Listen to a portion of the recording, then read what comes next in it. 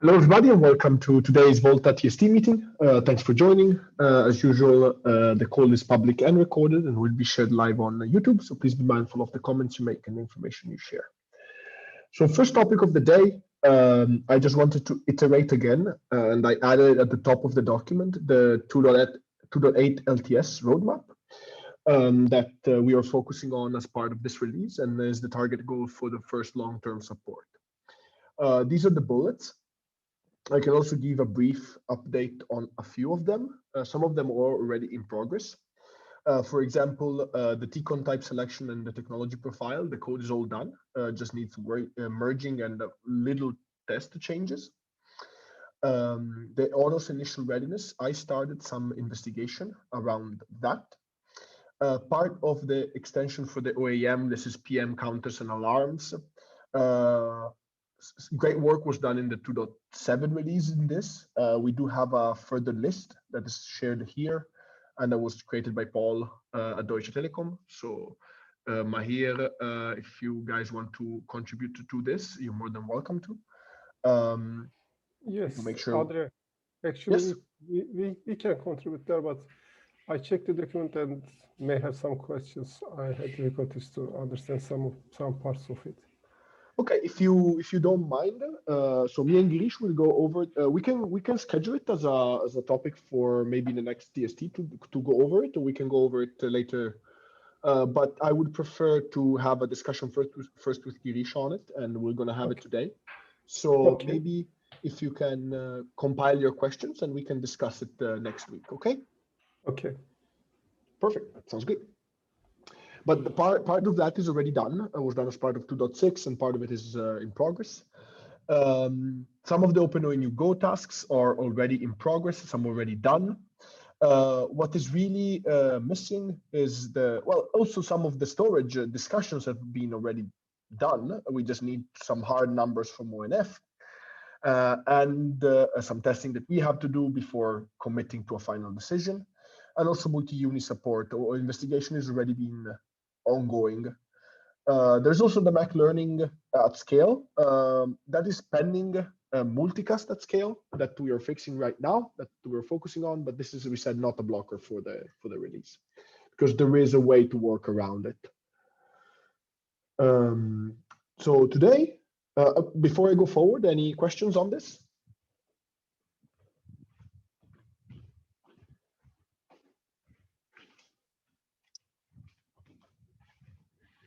No? Okay. Then today, what I wanted to go over is just the current state of things around several bullets. There is no specific big topic for the day, but first of all, if you guys are interested, we published a 2.7 webinar I did last week. So if you want, go ahead and take a look at that. The second one is that I hope in the next 2-3 days, we're going to merge, as I mentioned, the patches for the MEF versus ITF and all support for all TCON types.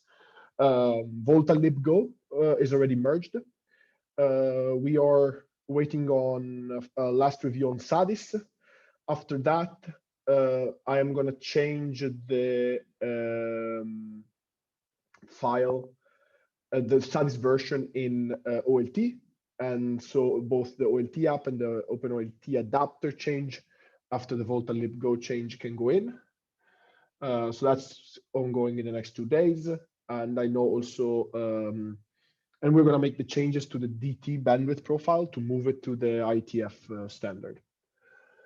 In relationship to multi-uni, Mahir, anybody, do you guys have any update on this that needs to be shared with the team? No, there's no update on that. Okay. Okay, and I know Theo wanted to get some more concrete details in here whenever he has the time. So that's something also that we want to do as in ONF. Andrea, I saw in ONU adapter Golang roadmap document that you assigned the Go ONU adapter change to Mikhail. But if help needed, I mean, we can take action there also. Oh, that would be Okay. very greatly appreciated, because Michael has already his hands full with some other things that he's doing. I know also Holger started taking a look at this. So maybe why don't we take this in the Open New Go call? If you could join, perfect. if you could join tomorrow, Yeah, I can. let's discuss it over there. Let me just Okay. make sure to have it as a bullet item for that tomorrow.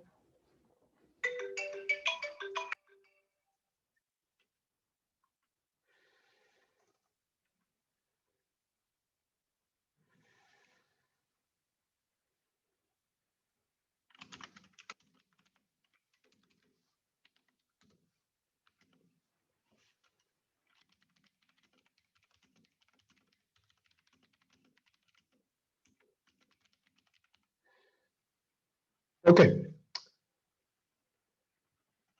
Can you guys still see my screen? Yes. Okay, perfect. Okay, so even in here, we're going to have some more in-depth discussions about the required stuff. But tomorrow we can decide who does what in the different adapters. But Mahir, that means that you already started in the changes in that are needed for other parts of this. No, but about to start, I mean. Okay, sounds good. Okay. Sounds good. Just especially for the Honors apps, please do add me. For the rest, I think there's already plenty reviewer that can help you. Especially for the Honors apps, do remind to just a reminder to add myself. Theo Hardik, any update on the tests? Any update on BBSim or the tests that you were able to get in these few days? So on BBSim, I didn't have the time to go deeper, but the list that is there is pretty much everything we need to do in BBSim. What I wanted to do in these days is started to think a little bit about the design, but I don't think this list is going to change per se. Okay. Okay. Thanks, Theo. I have a question on one note in the testing there. Why do we need to use alpha in use? Why is that a requirement? Because those are the only ones that we have at ONF that have multiple unis. The Zircon ones have one uni. The Iskra have multiples. Oh, yeah, sure. That makes sense.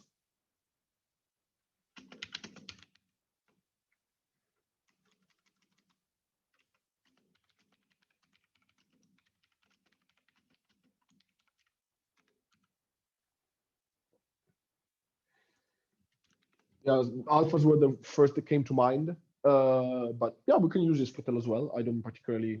Yeah, sounds good. I was wondering if there was some software constraint or something. I wasn't aware. Nope. And I think we're actually going to start with the BBSim based tests to make sure that we don't break anything. Okay. Anything else? Anybody on this topic of multi-unit support?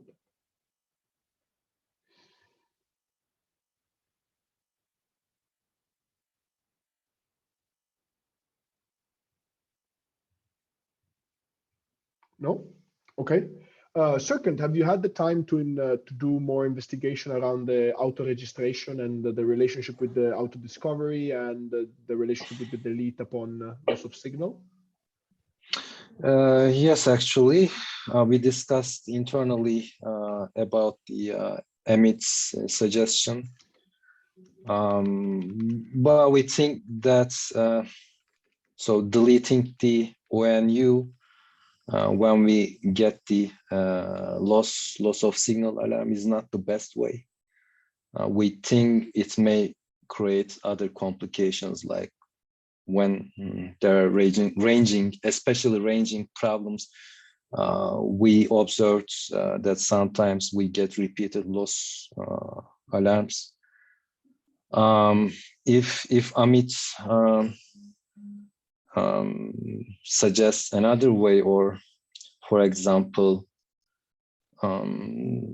So whenever we get the loss of signal alarm, if we delete the ONU, it may not be the correct solution, but maybe we can wait a little bit more if we get another loss of signal. I don't know if Amit's implementation like that.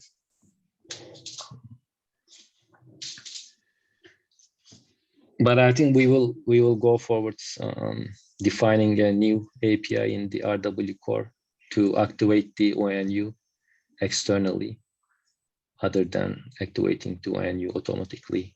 So I think that this is a fairly important change to the way we treat the things. Yes, And yes, yes. I'm not sure we want this in 2.8. Okay. Unless that is a configurable property. Oh yeah, it would be configurable, of course. Yeah. Okay. So then, we don't want to break anything with the current implementation. Okay, then I would be okay having it as a configurable property where you can have this API and use this API if you want. But I'd like to hear everybody else's opinion on this. What do you guys think? Would this be okay for everybody? So probably not all of us know about the problem we are trying to solve. So I can summarize in a few sentences. So in Turk Telecom workflow, sometimes in the lab or sometimes in the production, the field engineer goes to a house and may plug an ONU with the wrong serial number. So they don't want to delete the ONU in this case because it brings another complexities in OSS BSS systems. They don't want to define an API like deleting the ONU. So they want to be able to change the ONU without doing any request to the OSS BSS systems. So simply, when we plug the ONU to a POM port, and if the ONU serial number is wrong or something else is wrong, they want to plug out that ONU and plug a new ONU. This is doable right now, but in vOLTHA we still have that ONU, old ONU in vOLTHA database. We need to delete it externally. So we thought that if we don't activate the ONU as soon as we get the discovery, we can do that. So we think that we can define a new API like activate, and the discovery events can be sent to the northbound systems. And when the northbound systems gets the discovery event, it can decide if the serial number or the location is correct. Then the northbound system can activate the ONU by using the vOLTHA API. And as Andrea says, it would be a configurable property.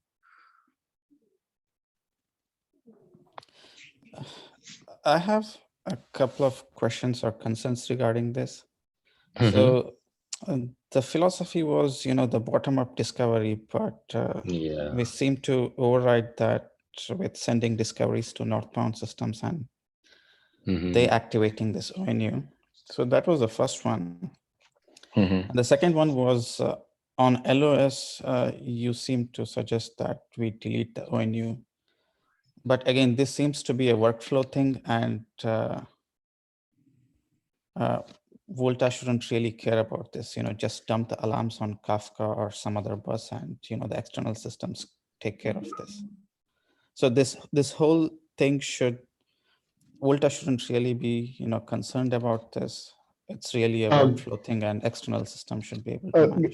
Girish, the second part, you're correct. What we discussed last time and what Amit suggested was to precisely act as you discussed, as you said. So upon receiving an LOS alarm, vOLTHA publishes it, and the NEM, or whatever component is northern than vOLTHA, issues an ONU delete. That is how the DT workflow goes.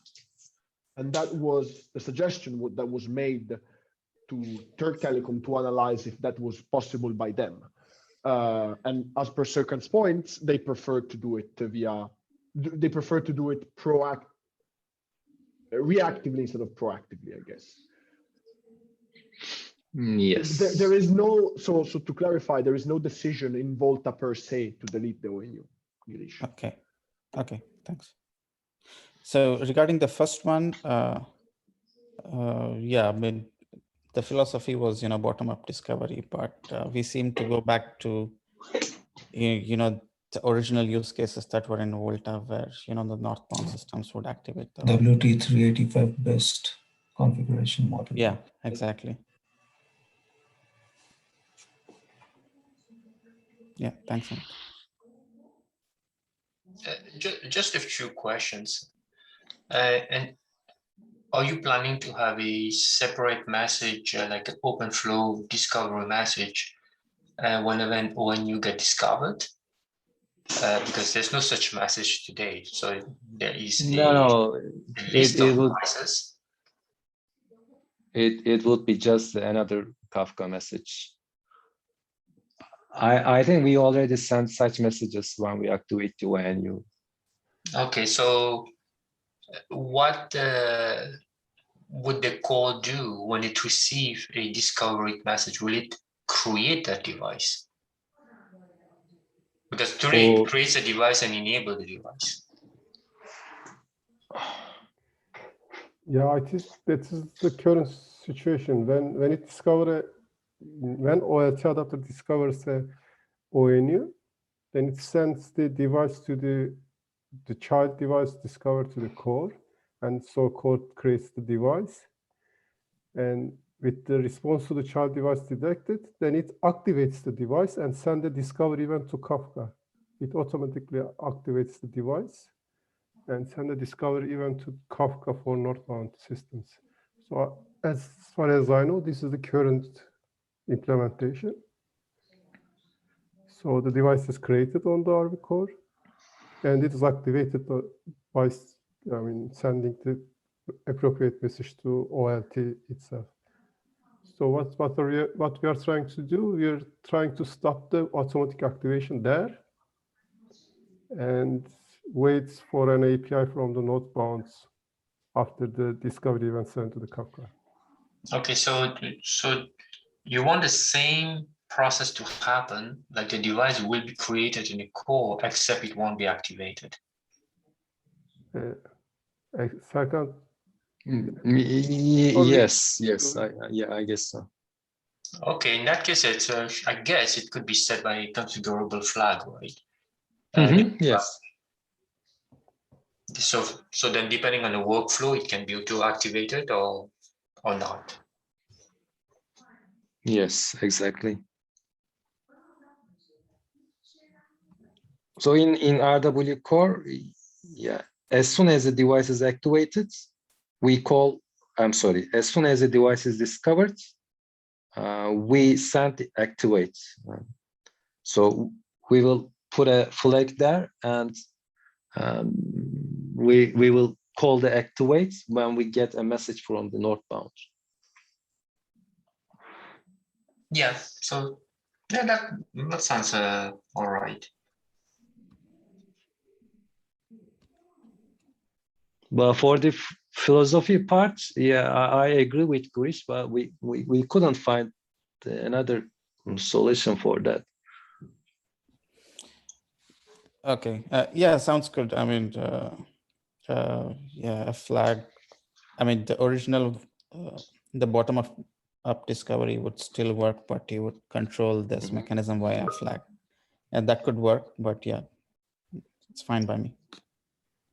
If you're plugging in a device with an incorrect serial number, so there's a chance that that device will be created in a core with an incorrect serial number. Is it correct? Yes. So you still need to delete that device.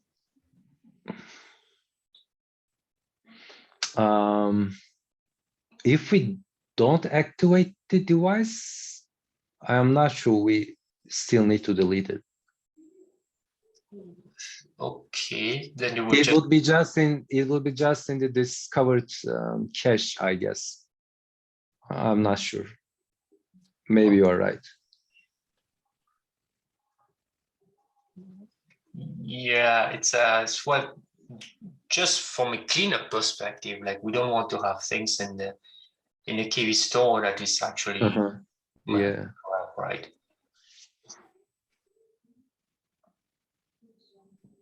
Yeah, we will decide the implementation details. Probably we will see some other problems, but I just wanted to prepare this document to get your ideas and get your approval before proceeding. Yeah, fair enough. You know, I don't want to block this work, but, you know, just keep in mind that this will set precedent for, you know, having certain configurations in vOLTHA that will, you know, break the philosophy with certain configurations. Yeah. Yeah, that's true. So another example could be the ports, right? The PON ports. So when the OLT comes up, all the PON ports are activated by default. I don't think operators want that, right? So they would want only the ports which the operator configures to be enabled by default. So external systems could disable them using the vOLTHA APIs, but still there is that split second or a few seconds for which the port would be active. But if you don't want that, then I think we have to follow a similar approach where we don't activate the ports by default. Right, and ask the northbound systems, okay, should I activate them or not? Yeah. So I think the bigger question is, should we follow the bottom-up discovery philosophy, or if we find that that philosophy does not really work in all the cases, then yes, we need to make a conscious decision and say that yes, we're moving away from the philosophy, and then we make the changes as needed. That's fair. But we should clear the confusion as to the architectural choices that we're making. So as far as I know, the bottom-up discovery was one of the reasons to have vOLTHA, to bring this more SDN approach to the network. So it seems to me that removing that is taking a 2-year step back and going back to 1.5, I think it was, we needed to configure the ONU.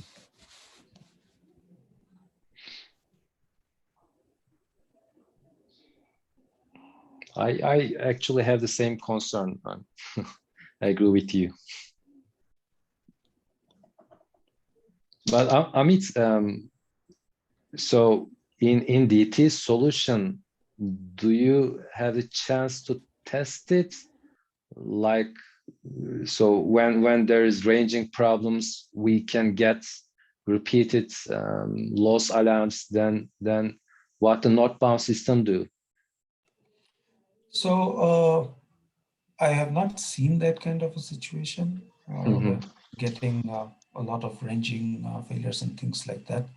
But ultimately, see, it's up to the application, right? The NEM application. So for example, what you suggested, right? That if you get an LOS, don't delete it, maybe wait for a few seconds. Yes, that logic can be coded into the NEM applications, right? Because if that is what is a use case that is prevalent and we need to solve that, then the name applications could handle that, whatever, because the control is with the application, right?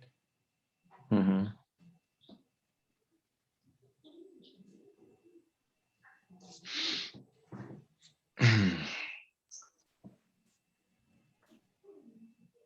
Yeah, I would agree with Amit. I'm not sure what are the exact problems with your NEM layer, but my only concern was having certain configurations in vOLTHA that will break the philosophy. I mean, this will start setting precedent for having similar set of configurations to do some other things in the vOLTHA system. So. So about the name layers, so when they sell a subscription and an order is entered from the system, I don't know the name of the system that they are entering the order, then there are some other intermediate OSS BSS systems. So they are all aware a subscription has been done in the system. Okay. So deleting the ONU means deleting the sell order, or they have to go intermediate systems, and then they have to delete those ONU, but probably that brings some other complexities. I don't know. The Turk Telecom guys don't want to do that. So we have to deal that problem in our NEM layer, like Amit suggested, but we don't think so, like ranging problems or such other things bring other complexities to this solution. Okay, got it. Yeah. My question is, and I'm struggling a little bit with that when we are talking about bottom-up discovery as part of what vOLTHA is. I'm just trying to figure out like which part of vOLTHA we want it to be kind of fixed flows, and which part of it should be operator flow driven. Like in this specific case, it seems to be something that should be operator driven, the flow of the operator. For example, an operator can decide that something would be, a certain path needs to be taken, and another operator can decide another path to be taken in processing devices. So I'm just trying to, I know we make a decision at some point in time to have bottom-up discovery, but is that decision right? I don't know. Should it be part of something that we say, okay, that's it, this is what vOLTHA does? Or should it be part of an operator flow? So when an ONU is connected, the port is discovered by the northbound systems. And if the port name exists in the subscriber configuration that the operator has, the operator would configure services to this subscriber. If not, I mean, the operator could go ahead and disable this port or remove the subscriber, whatever, right? Mm-hmm. So the vOLTHA's job is to only discover and activate the port and report it to northbound systems, and the northbound systems would then take action based on its configuration for that subscriber or port.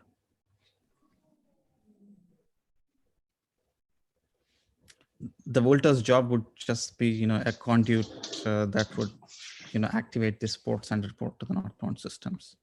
It would treat this as a the PON network as a network switch, if I could say that.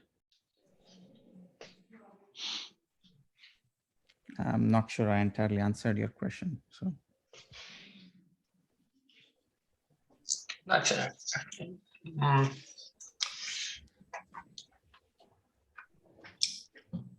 You answered the question, but I'm just trying to figure out like if it's like in you mentioned the case of a pond, right? I'm talking from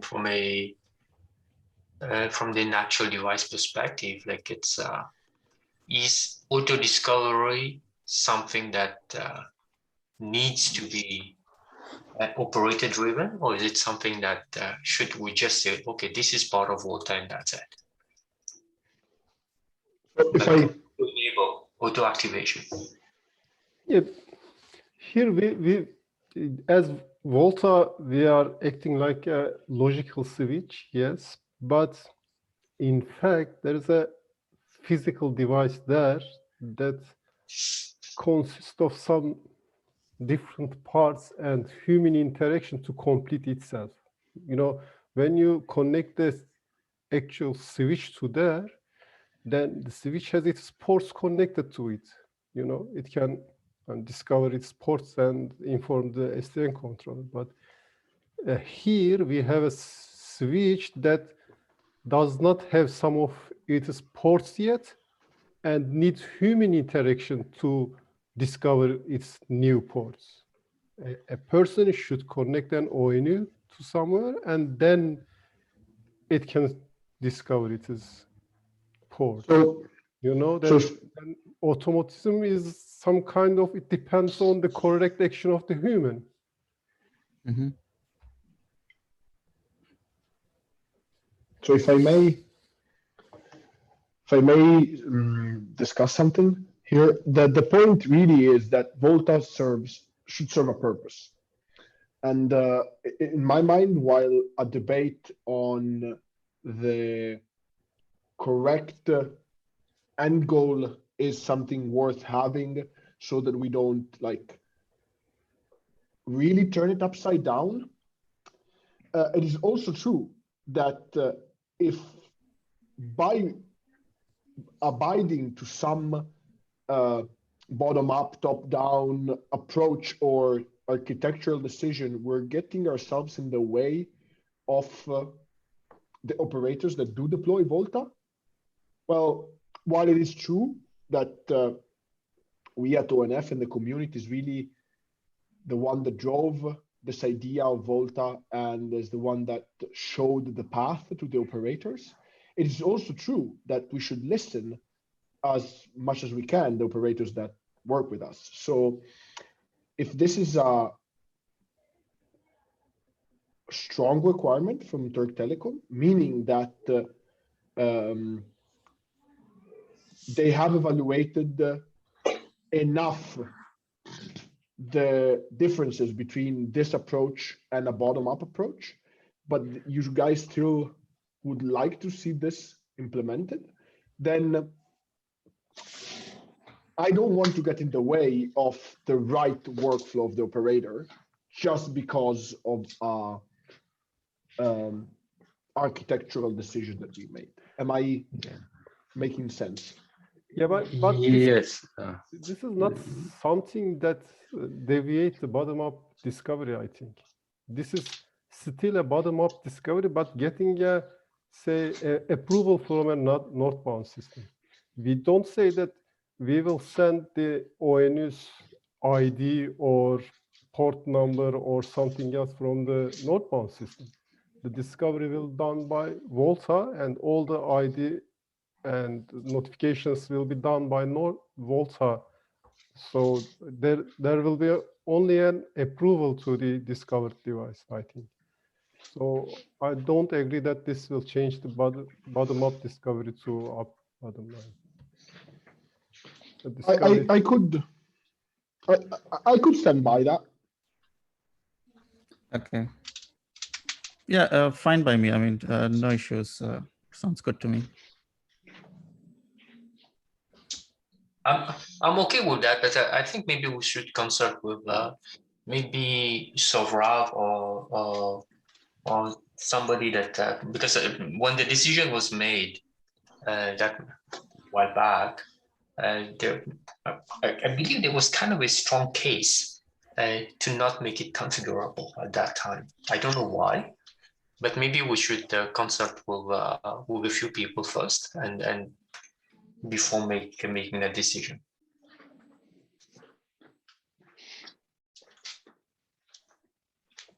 But for me, it's not reasonable. It's just like it's pretty much everything we see is the same. It's just like we are just adding a condition, like an option there to say like verify with system X whether we can do this or not.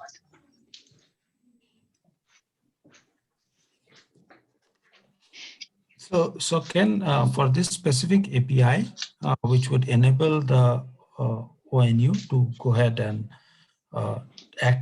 which will activate the ONU, that will take as input the serial number of the ONU, and we need to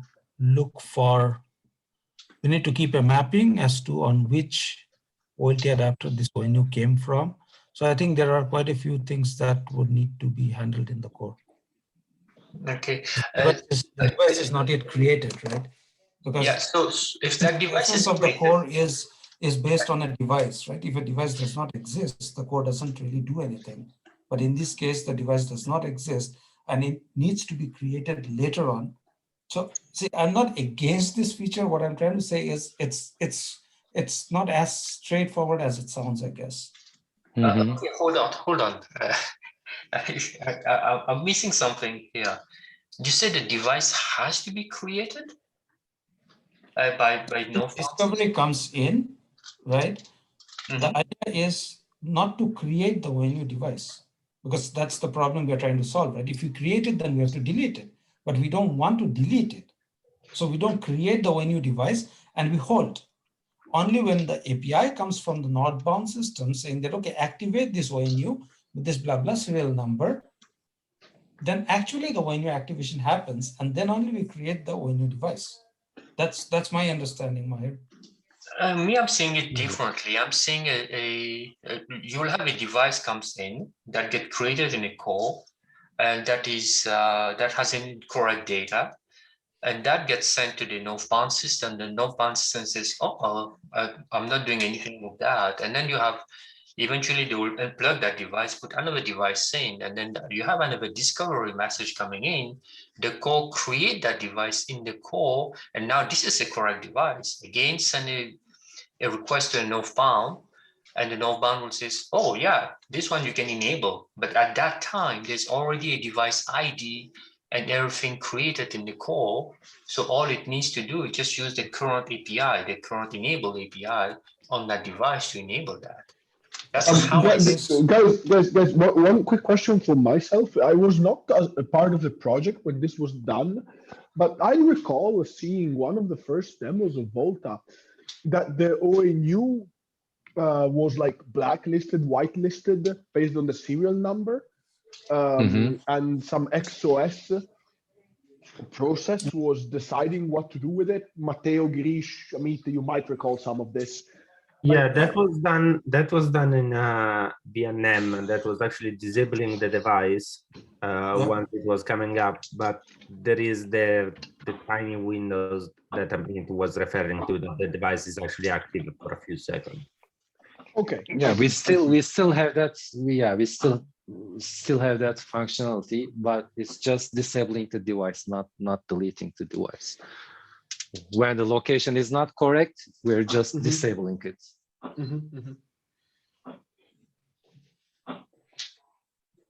But today you're disabling it because the device is automatically active. Yes.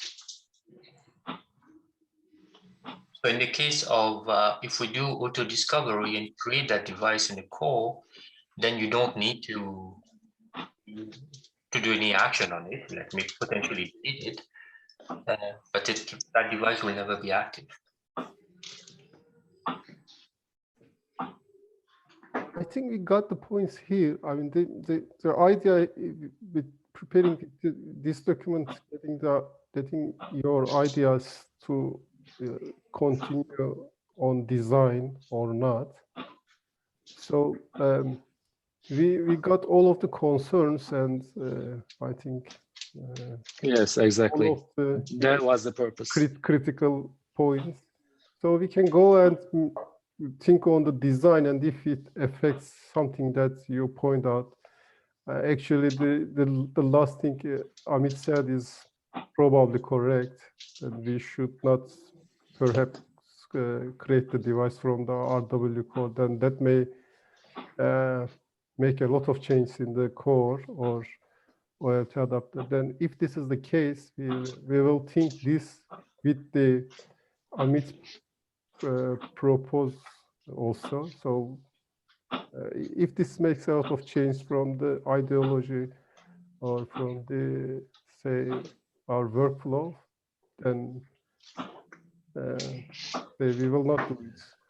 So if I understand correctly, what we are saying would be the best choice is to actually just send the notification of activation on Kafka without effectively doing anything in vOLTHA, except keeping a map somewhere of this indication that was sent. And then when NEM calls, yes, do actually activate the serial number, that will then trigger the core creation of the ONU. Did I understand this correctly? Is this what the latest thought is? Andre, we don't want to make a design decision here. No, it was just the latest suggestion. Sorry, latest suggestion. It probably will something around that, but we didn't think detailed on the design yet. So, and yeah, I think if we go that way, we're deviating a bit in terms of philosophy here.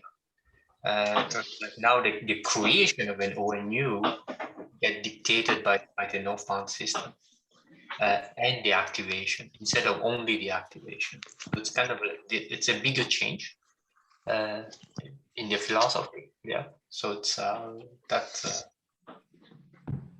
even if it's just a design decision, but still it's a change of philosophy. Yeah.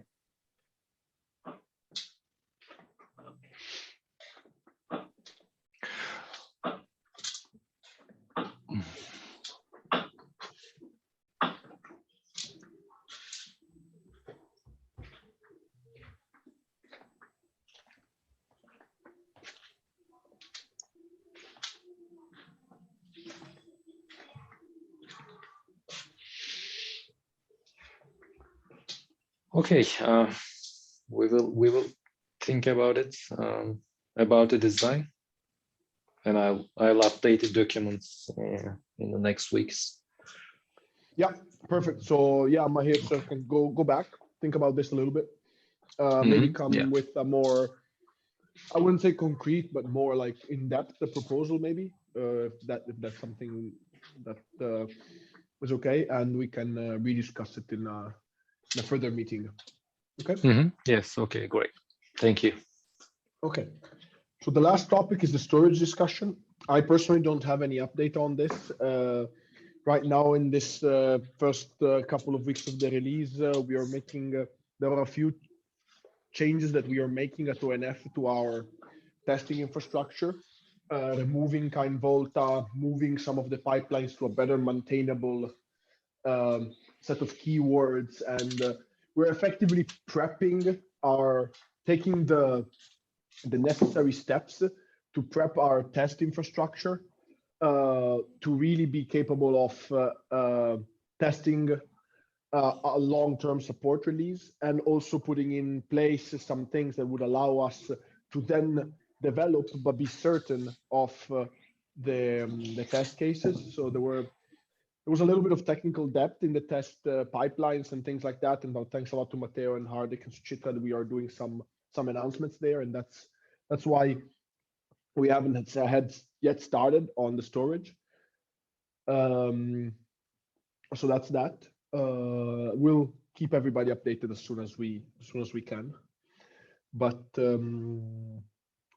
so that was the last topic I had for today, but I want to open the floor and see if anybody else has any other thoughts that they want to bring up with the group.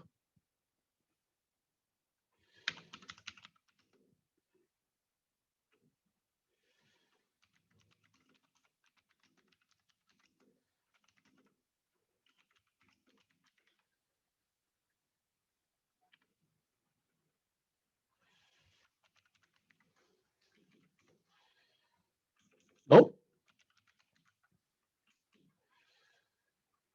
Okay, then maybe actually, Theo, now that I think about it, in one of the next TST or something, whenever we have completed the migration to the scale keyword and things like that, we might have a little show of what the changes were and why did we do them. It's a good point that we could do in one of the next TSTs.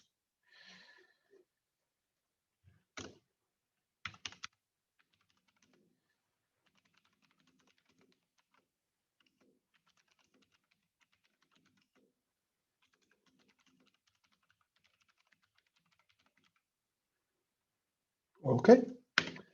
Or if there is no other topic that you guys wanted to discuss, let's have 10 minutes back.